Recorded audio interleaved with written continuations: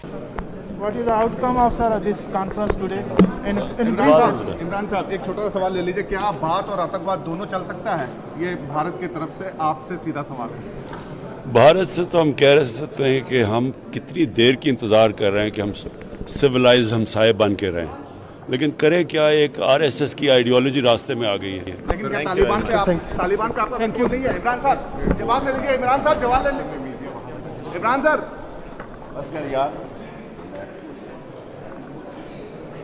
इमरान साहब जवाब ले लीजिए। सर आप पे आरोप लग रहे हैं। Thank you very much, please. Thank you. Don't push. Sir, thank you. Don't push. He is replying.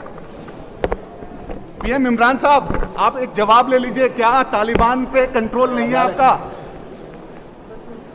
आप पे आरोप लग रहे हैं। आरएसएस तो मैं उसका बहुत बड़ा फैन हूँ, मैं ये ओपन कहता हूँ, ठीक है, क्योंकि इसका एक मॉडल है ये दुनिया में, वो तो एक सोशल डेवलपमेंट की नॉन गवर्नमेंटल एक ऐसा मॉडल है। मैंने इसको बड़ा स्टडी किया है कि ये एक ऐसा मॉडल है कि जो सेवक है, अच्छा, जिसमें सेवक आ रहा हो, जिसमें सेना नहीं आ रहा, सेवक आ रहा है, इसमें जैश नहीं आ रहा, इसमें जो है ना हिजब नहीं आ रहा, हिजबुल्लाह नहीं आ रहा, इसमें आ रहा है सेवक। नहीं वो तो और कहीं से अपने एक्शन से। और दूसरी बात, अच्छा मैं एक और बात बताऊं जी, आरएसएस की एक और कमाल की बात है जो बहुत कम लोग पॉइंट आउट करते हैं, इंटेलेक्चुअल ऑर्गेनाइजेशन। जो जनरली मैं जब ये कहूँगा तो शायद भारत के भी जो एंटी आरएसएस लोग हैं वो भी मेरे खिलाफ हो जाएंगे।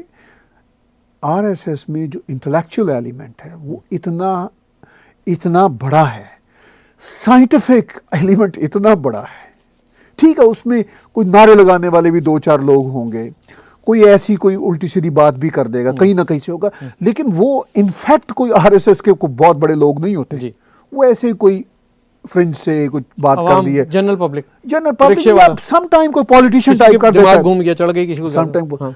जो कमाल की बात है आरएसएस का जो इंटेलेक्चुअल डिस्कोर्स है, फिलॉसफी पर, साइंस रिसर्च पर, वो अपनी जगह पे एक बहुत बड़ा, फिर जो इकोनॉमिक स्ट्रेटजी है सोशल स्ट्रेटजी के साथ जुड़ी हुई है। वही मैं कह रहा हूँ। अच्छा, इनका ये नहीं है कि इसमें ये लोग, बल्कि ये स्ट्रक्चर ऐसा है।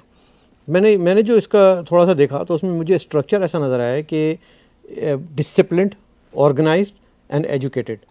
ये इसको इस तरह से लेके चलते हैं। शायद एक ज़माने में हम जब बच्चे थे स्कूल में जमीयत तलबा हुआ करती थी तो वो इसी तरह इसी मॉडल को लेके चलती थी, फिर बाद में उसमें वो फैनेटिसिज्म शामिल हो गया, जिहाद शामिल हो गया। शुरू में क्या था कि जमीयत की आपने बात की, वो उनके कुछ सोशल रिफॉर्म्स के तब काम हुआ करते थे, लेकिन बदकिस्मती से उनका चूँकि उठान ही जिहाद पे थी ना, कि वो हसनुल बन्ना मुस्लिम ब्रदरहुड ने और मदूदी साहब ने इधर कताल और जिहाद, जब उन्होंने ये कह दिया कि दुनिया में मुसलमानों के अलावा कोई नहीं रहेगा, कभी आरएसएस ने ऐसी बात नहीं कही, ठीक है ना जी।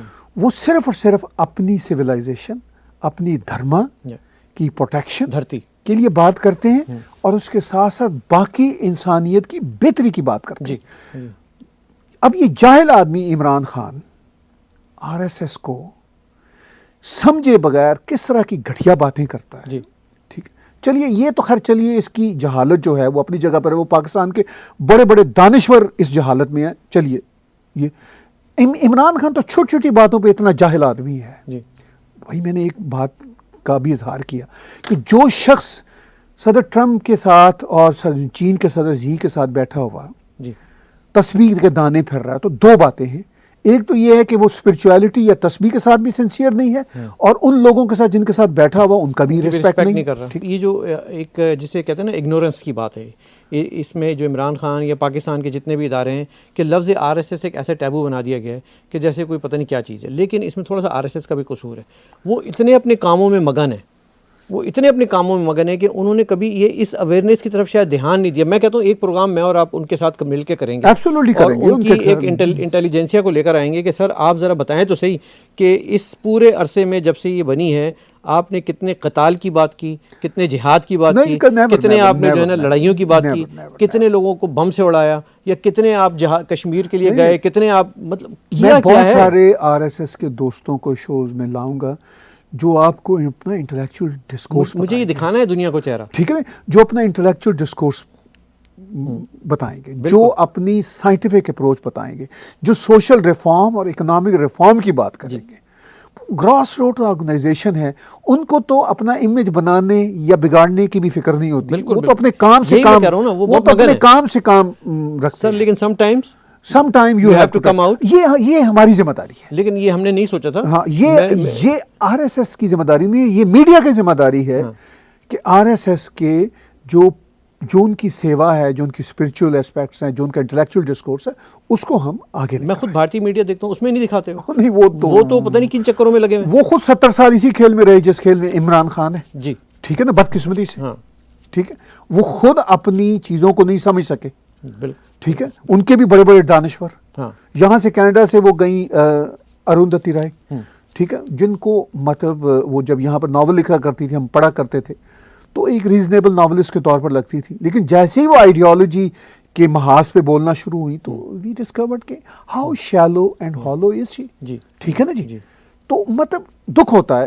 اچھا، لیکن اس سارے پریکٹس کا اگر جیسے میں نے ایک نام لیا یا اور وہاں کے جو لوگ اگر وہ اپنی چیزوں کو بھی امپارشل نہیں سمجھتے جی تو اس کا مطلب یہ کہ they are not able to understand their own ideologies.